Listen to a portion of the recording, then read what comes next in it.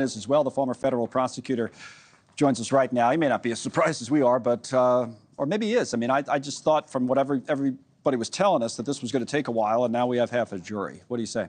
Yeah, much faster than I expected. I thought that it was going to take 2 weeks to pick this jury. Now it looks like it could be 3 days. The judge is moving at fast pace.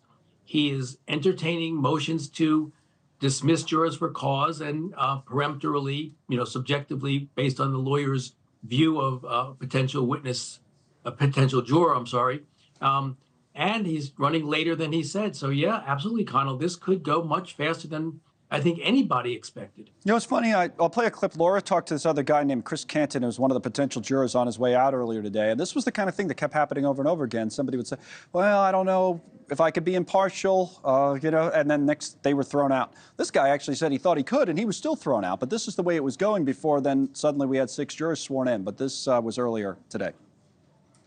Being who I am, even though I think I could be impartial, I think there is definitely some unconscious bias. All my friends growing up are Republican. I went to a Republican university that's slanked Republican. So it just didn't feel fair to be in a jury like this, in a case like this, and be fair. So his point was, I have unconscious bias, or he thought he might. That's what his argument was, at least, saying that he had a lot of Republican friends growing up.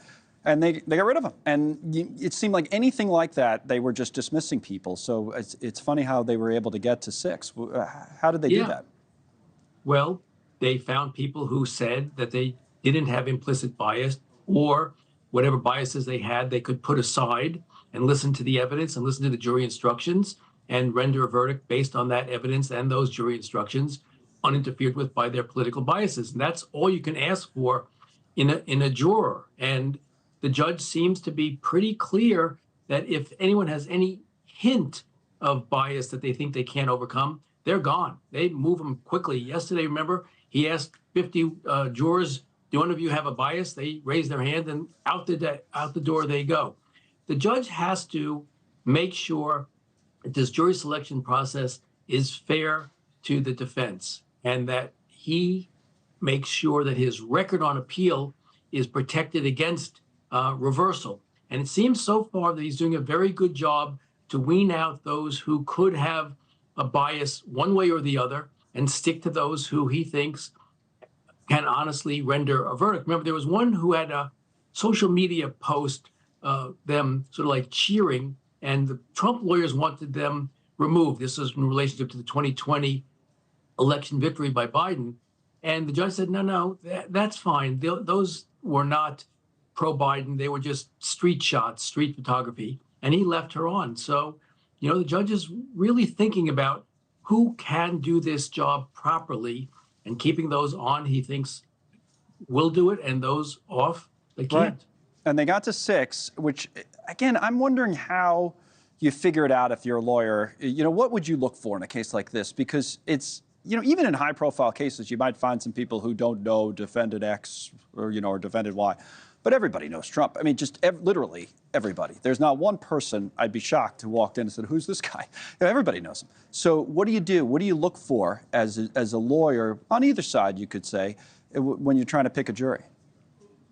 You pick someone who you think you can relate to. What you're trying to do, as when I was a defense attorney and when I was a prosecutor both, when I did voir dire, I wanted to know, how do I create a relationship with this juror where they trusted what I was saying? And I had my own little tests. I made, usually I make smart alecky comments in the courtroom during the course of a trial. It's just my nature. And so I would make one during voir dire. And if a juror smiled, I was inclined to keep them. If they grimaced, I would peremptorily strike them. If they don't like your jokes, Michael, they're out? Is that if they don't like your sense of humor? Smile, you're in, and grimace, you're out. Yeah, exactly. And so, I mean, it's when it comes to peremptory challenges, it can be that subjective. Now, we hear that Trump and his jury consultants are saying that there are certain demographics they think may, sort of broadly speaking, be sympathetic to them, and they're going to look for those types of jurors. And I think the prosecution has their own jury experts who are going to tell them, we want, I'm just make this up, Upper East Side wealthy people, and Trump might say he wants Lower West Side poorer people, whatever their metric tells them, and that's what they'll go with too.